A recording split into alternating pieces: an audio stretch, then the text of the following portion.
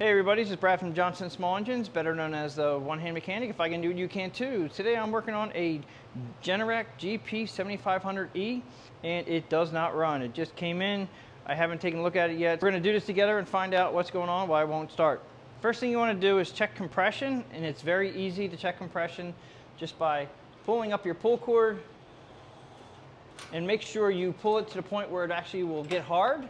And then you'll get past that point. That's the piston's going up the top dead center. And I can see already that this has good compression. I can feel it. But I can also see right here that this is starting to get very white, which means he was pulling the heck out of it, cleaned all the dirt off of it. If these get frayed too far, you want to make sure that you repair them. I have a how to repair a broken recoil assembly if you do need to rewind this, and I'll put that in the link in the description below. But it does have good compression. So let's go around and check the oil to make sure the oil is where it should be. Okay, so in front of the machine where all the electrical outlets are, that's usually the side you're going to check the oil on. And it has a big oil cap here, which is very nice. It's nice to fill them, it's easy to fill them, it's easy to check them. And with these, all generators, at least the Generacs, they have a bar graph right here. And this bar graph, you should fill it. I fill them right up to the tip, right about, and you have to be on perfectly level ground, but you fill them up to the edge here. Now this is showing it all the way down at the low. And if you put a flashlight in there, oh yeah, I can see that it's so low, we may actually, it has oil, but it's low. And these have a low oil shutdown. This little silver nut that has two wires coming out of it, that's a low oil shutdown. That's designed to tell the motor if it goes low on oil, because these things run hours upon hours upon hours sometimes. It'll shut the engine down before it blows up or it seizes and it runs out of oil. So this looks like it's low on oil. Let's go ahead and put some oil in it. I looked up the owner's manual online for the GP7500E, and here's the bar graph that shows that it is recommended 5W30 full synthetic for all temperatures. You want to make sure your engine is on flat level ground when putting oil in and checking it. Take it out and I shake it a little bit, and you can see it's right about 2 threads below the edge, which is perfectly fine. So now that we have the oil filled up, go ahead and screw the cap back in. I like these oil caps because they're easy to take off and put on compared to a lot of different machines out there.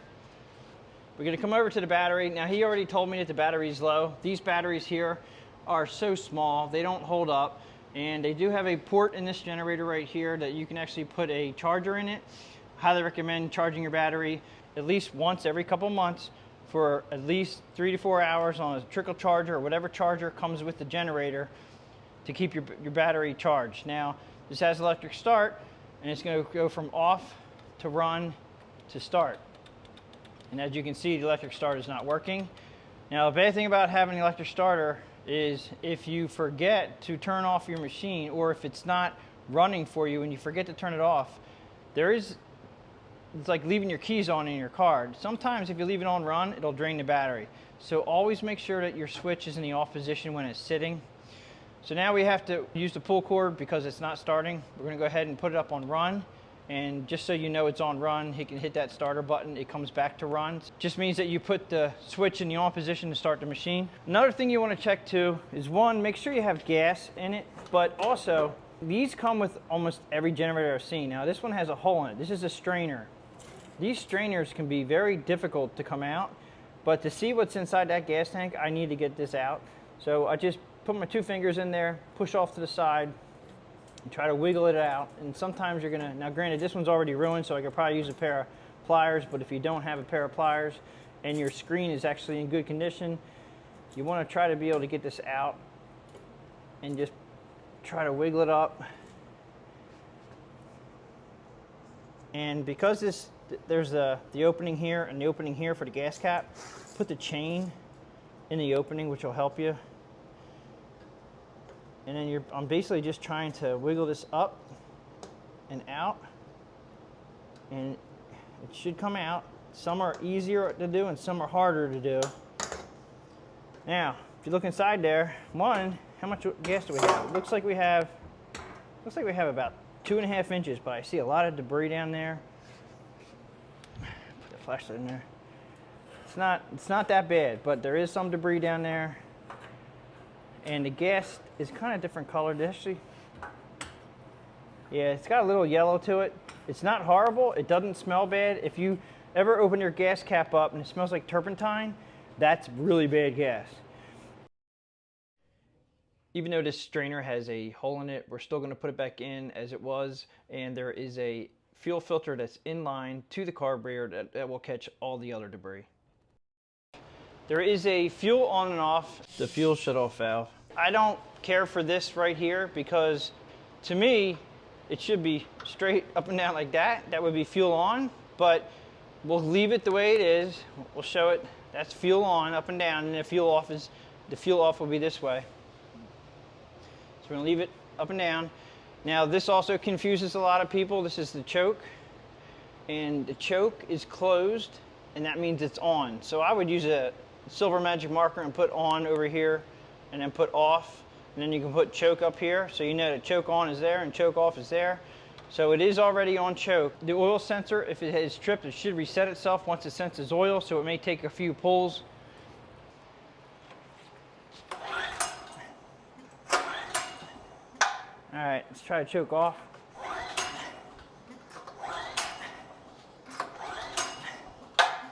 Try it a couple times to choke on again.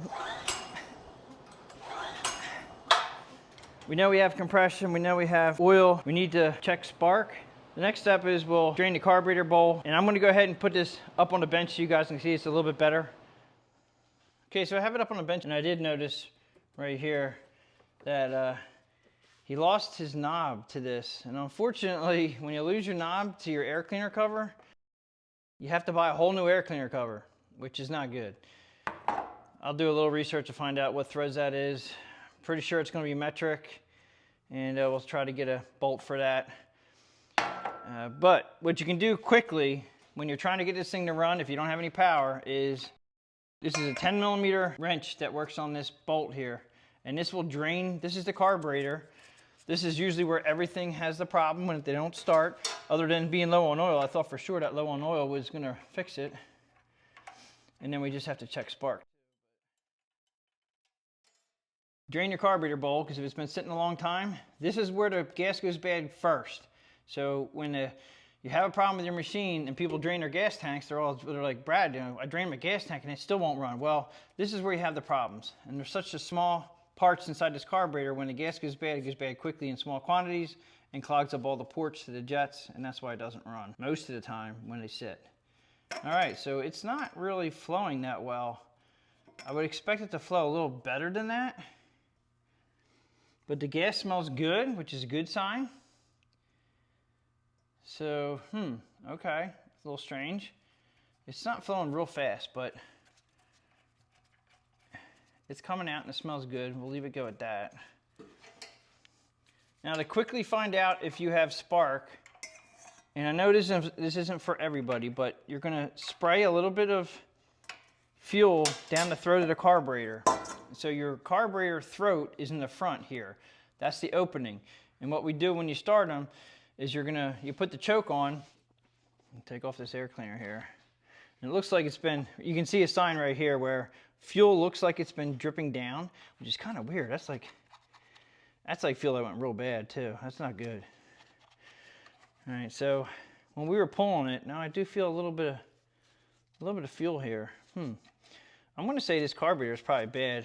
They have in blockage inside, but I did feel a little bit of fuel right there. So if you can squirt a little fuel right down here, and then you close the choke, give it another couple pulls, if it fires up and then stops, we know we have spark. And that's because if you spray directly through the carburetor, you're bypassing it. And if your ignition, which is your spark plug and your ignition coil, if they're working, the engine will fire up and run.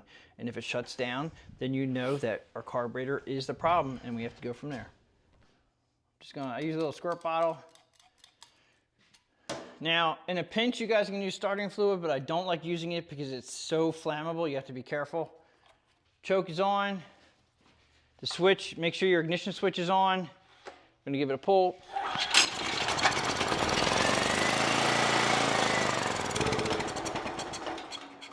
Okay, so that tells me right there The carburetor, as you can see, it wasn't flowing very well. The carburetor fuel wasn't coming out of the bowl very well. There is definitely a blockage in the carburetor, not allowing it to stay running. So right now what we have to do is we have to remove this carburetor, and we also are going to check the fuel is flowing out from the gas tank to the carburetor. Make sure that's working first before we get into this carburetor, but I'm pretty sure the way it's running right there, it's telling me that we have a blockage in the carburetor. So these two nuts right here will have to come off, and it will take a 10mm socket, and then normally around the back side of this thing there's a bolt back here, and that is a 10mm socket. And then you have two hoses. This is your evap hose, which is your emissions line. It's also a vent, allows to vent the gases from the tank to go back into the carburetor. Be very careful when you take this off right here, because this can actually break. And then you have this one right here. Now you can take it off of here, or you can take it off of where the valve cover is right here. So use my electric ratchet. I will put all the tools that we used at the end of this video, just so you guys know what I used. Okay, so this is in the way right here, so I'm gonna go ahead and push this up and out of the way right there. Let's go around the back. This guy right here, just a pair of pliers. Now twist this a little bit before you push it up on it, because if you twist it, it gets it unstuck from the plastic. It'll help you from breaking this tab off. If you break this tab off, you have to buy the whole assembly, and I'm pretty sure it's about 50 to 60 bucks for this whole assembly. All right.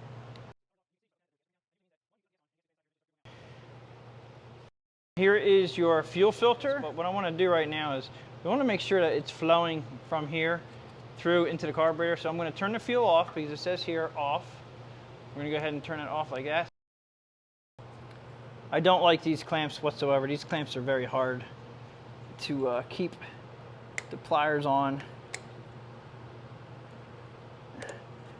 Twist this a little bit before you try to pull it off. And this is a highly used tool that I use. This is just a clip removal tool, and I use it for taking off fuel lines. It makes it just so much easier to make things happen. And I'll put that in the link in the description below.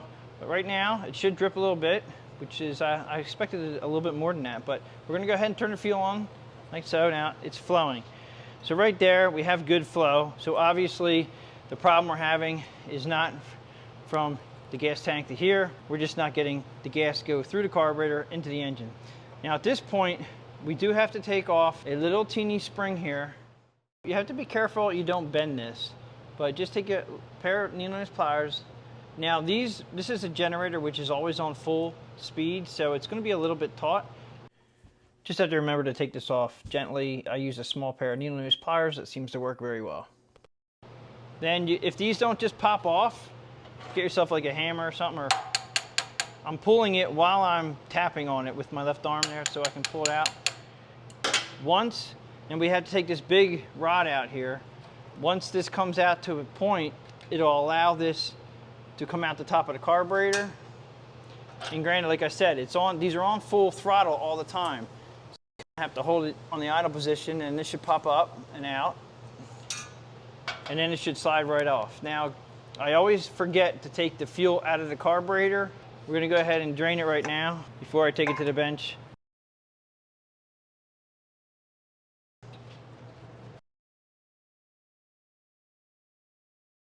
You'll also be able to see if there's any water at the bottom of your gasoline, or get yourself a glass container.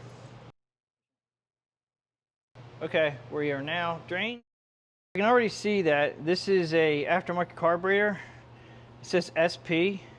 The ones that are normally OEM are made by HUAYI. I don't know how to say that actually. I'll put a picture of it on the screen here. So we'll open this up and see what it's all about. The nut on the bottom is a 14mm socket.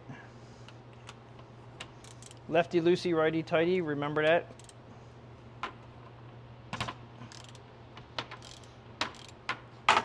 Now also, before you take the bowl off, remember where your drain for your bowl is, because you want to have easy access to that hole. So if you turn it around, this is where the fuel line comes in. Make sure you're 180 degrees from the other one. So straight across, it's going to be sitting, so we just have to remember that when we put the bulb back on.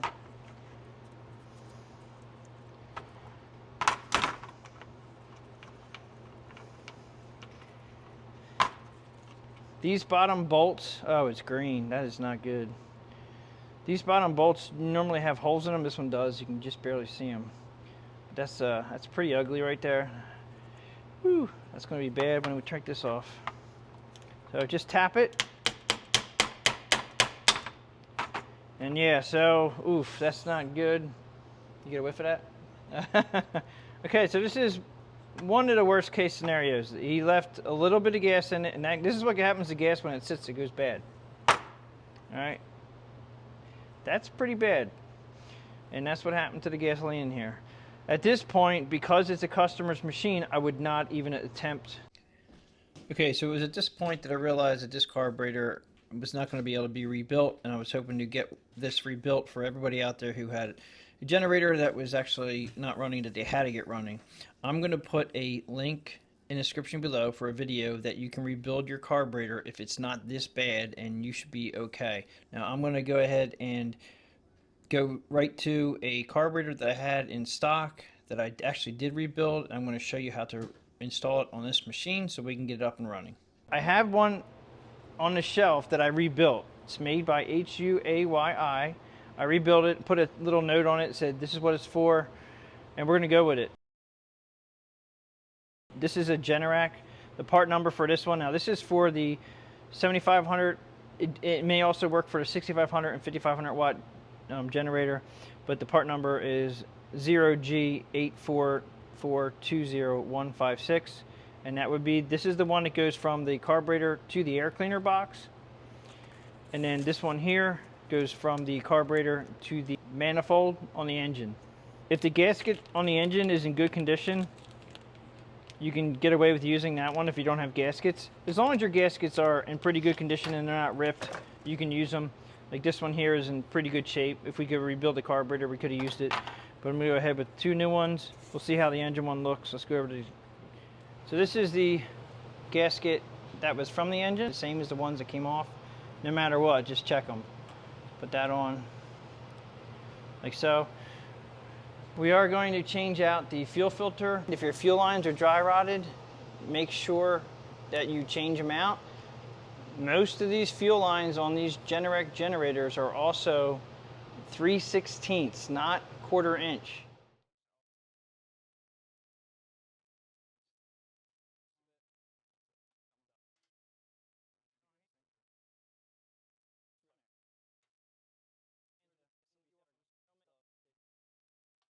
And you can see this black right here. That means that that fuel line is starting to deteriorate. So I'm going to go ahead and we're going to replace all this. I'll be right back. Okay, so I went ahead and redid the whole fuel line with the new fuel filter. Just going to go ahead and make sure it's flowing. Put the carburetor on. A little cap that I just plug that fuel line off with.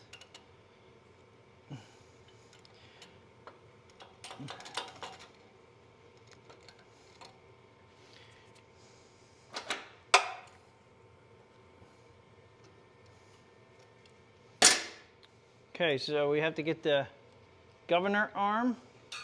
Now, like I said, these are always in the full throttle position, so they're going to be a little tough to reach over.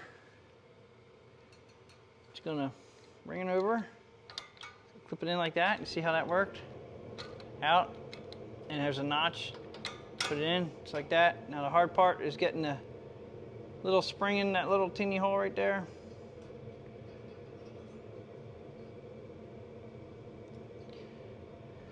There you go, and bend it up just a little bit. Slide that on. Make sure now if you put your gasket on like this, it's wrong. Make sure you flip it around. The slot right here will go up in here, like so. Make sure you get your gaskets on correctly. I cleaned up the backing plate. I'm gonna go ahead and slide this on. Now granted, We could have taken off the lever from the other one because this one's black and the other one was orange, which is nice. Before I tighten these two nuts up, I'll go around to the back and put the bolt in the back of the cover down under here. Once you have it started, I won't tighten that up. So go around to the front and I'll evenly go back and forth.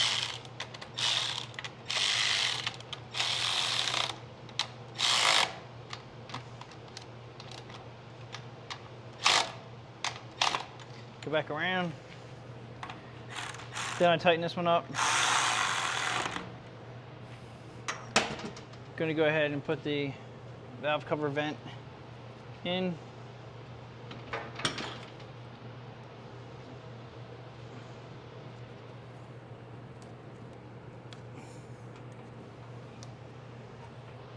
Tank vent goes in this side.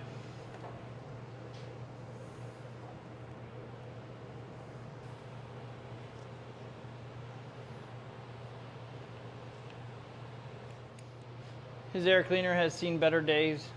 Put a new air filter in. I'm going to turn the fuel on just to make sure that everything is setting up okay. Nothing's going to drip. And you take a look in the back, but we're going to go ahead and I found a bolt that goes here.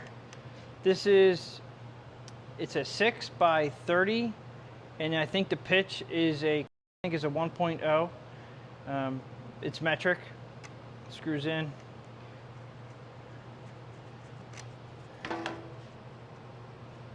You can put it through so you don't get too long of a bolt. Make sure you're not too far through, because I'm sure that these threads will end eventually. To put your air cleaner cover back on, there's usually 2 notches there, and there's 2 notches here. You're gonna put it on top first and then swing it down. Now this one here, the bottom, from fuel dripping, it melted itself, or at least it warped or something. So this one was a little bit tricky to get that on there. Make sure it's sealed. Come around to the side here, and I'm not seeing any dripping, which is good. We're gonna go ahead and fire it up. Make sure your ignition switch is on. Now, technically I have it because I'm so used to pointing that down. I'll put it back up the way it was, like that. That's on. The other way is on too. Choke in the on position like that. Give it a pull.